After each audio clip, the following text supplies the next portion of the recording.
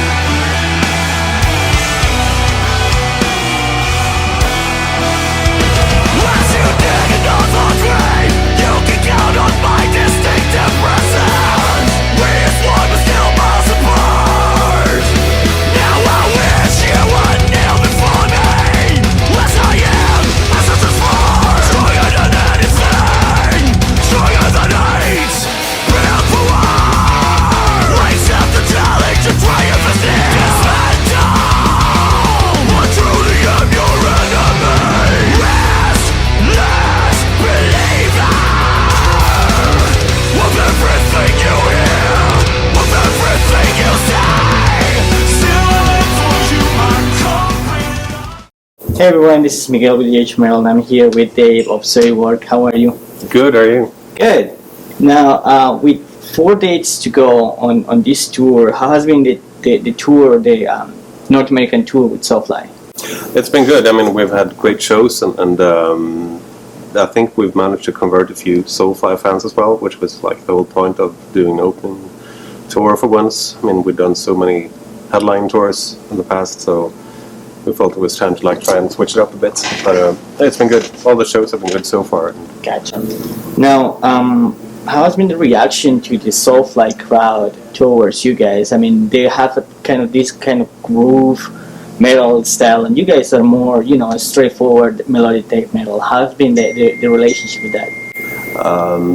And I mean, of course, you always they have their like hardcore fans that have been with them for a long time, and then they've been a bit skeptical sometimes, but I mean, at the end of the show, most of the people seem to have enjoyed it. So, yeah, I mean, we do have the occasional groove. I mean, some songs are a bit.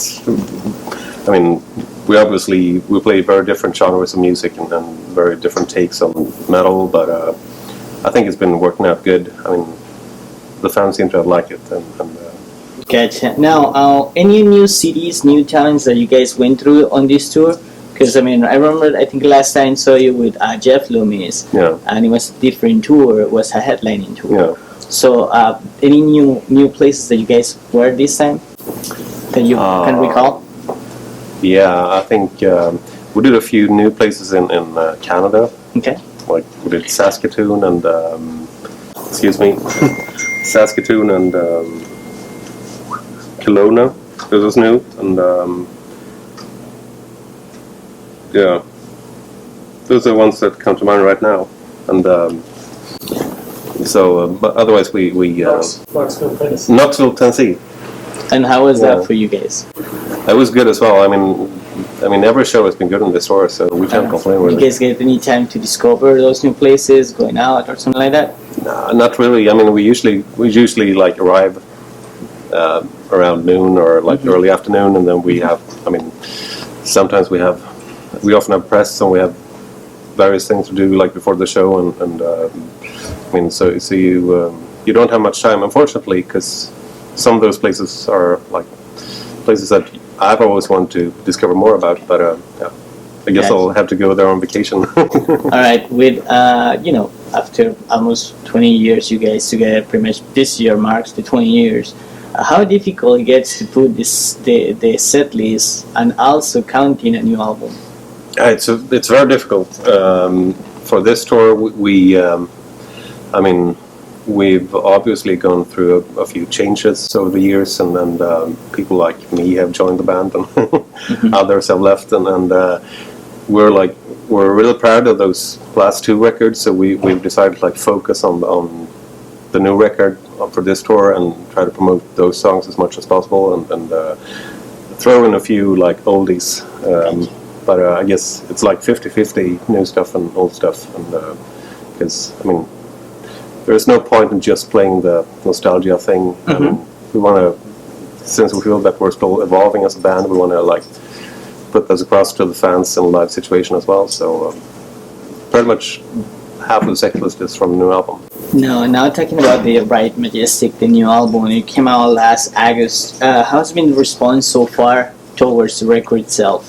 I mean, it's been really good. We've gotten great reviews, and the fans that we've talked to seem to all love it. I mean, and of course, it's different. I mean, when you put on a new album, I mean, you have to like convince people when you play shows that those songs are just as good as the old stuff. I mean, obviously, we don't get the same response to the new stuff as we do to like playing Snapping the Drama. But I mean, that song has been around for more than 10 years, so but we do think that we have a lot of future classics on the last album, and some of those songs have been going down really well in the live situation as well, and I hope you'll notice tonight. This album is a little bit more dark and personal than Live in the Infinite. What happened on Ride Majestic that didn't happen on the Live in Infinite? Well, we had losses on many different levels. I mean, first of all, Olaf Link, our previous bass player, has been with the band since the very beginning, and he's like we all love him, and he's a great friend of ours. But he didn't want to do it anymore, so he left just before we entered the studio, which was a huge blow to us, of course, and just that in itself was made it a bit darker, and then we had a lot of losses in the family. We lost a lot of close family members during the recordings, and that was, of course, even worse. So that sort of like colored the whole recording and writing process in a way. So that was different. I think it turned out good in the end. I mean, the album would have been very different if all those bad things didn't happen. Now, Marcus is the new bass player for Soilwork. Yeah. Has been the things working with him. I mean, he's in the new album, and the relationship, not just recording but on tour. I mean, we've known him for many years.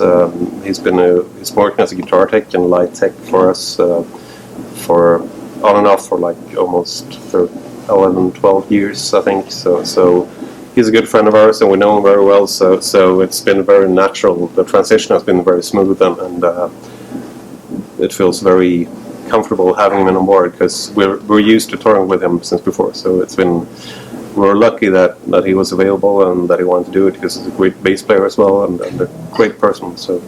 Well, I mean, Soilwork has a history of having no too much changing of lineup, kind of like, keep it constant. Do you think this lineup is something that we're going to be keeping it that way? Yeah, we hope so. I mean, you can never foresee the future, but I mean, I've been playing with the band on and off since '06, so it's been 9 years now, and this lineup feels very. We're all good friends. We like hanging out, and we it's very comfortable, and both creatively and like personally on every level, it's we get along great. So it feels stable and nice, and we all enjoy being on tour together. Now, Soilwork not only released a new album this year, you guys also released the DVD, which was the first live DVD that you guys ever released. Yeah. And I mean, why record a DVD at this point and not before, probably? Well, I can't really answer exactly why it hasn't happened before, but I guess it's partly due to the lineup changes and that things were a bit turbulent for a while with lineup changes, and people weren't really happy always, and when you have like that sort of turbulence, it's a bit difficult to plan ahead, because I mean, we're not Iron Maiden or Metallica, but it's I mean, live DVD is still something you need to plan in advance. So we had been talking about it for we started planning it like a year in advance, and you can't really plan things like that, and if you feel like the lineup isn't stable or that you don't want to do it. So I guess this was the right time.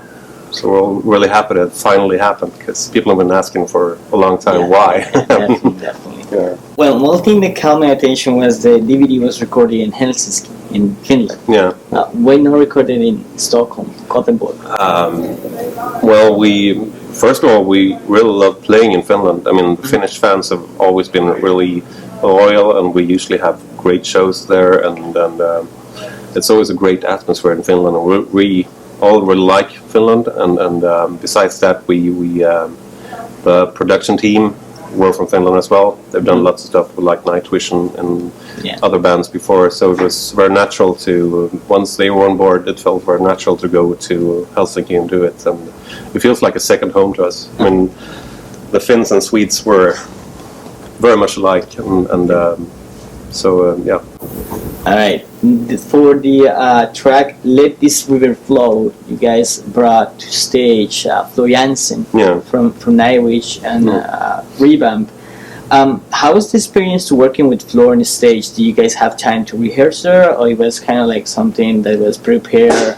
No, we didn't have any time to rehearse with her. But she's a very talented singer, obviously, and a true professional. So she worked out her stuff at home and just went up there and nailed it. So it's interesting because it's impressive. I mean, Soilwork doesn't have any, female vocalists or space for it. How that works for you guys at the time to put Flor in mix? Yeah, I mean, if you've seen it, she blends in really well, and she's actually a fan of Soilwork, and she and Björn, I think Björn did some guest vocals on some stuff with her a while back, so they've kept in touch, and when it came to doing the live DVD, we wanted to have some guests on there to make it a bit more special, and so she was an obvious choice. So Björn asked her, and she said yes, and we're really happy with how it came out. No, definitely, it sounds great. It looks great. So definitely, it's a great release, and not always a band can release a new album and a DVD in the same year. No, I guess we've been busy. Yeah. Now, after this tour, since you guys keep working, I mean, after the tour, you guys jumped to Europe, then Australia, then Japan. What are your expectations for Australia and Japan? Kind of like being interested in that.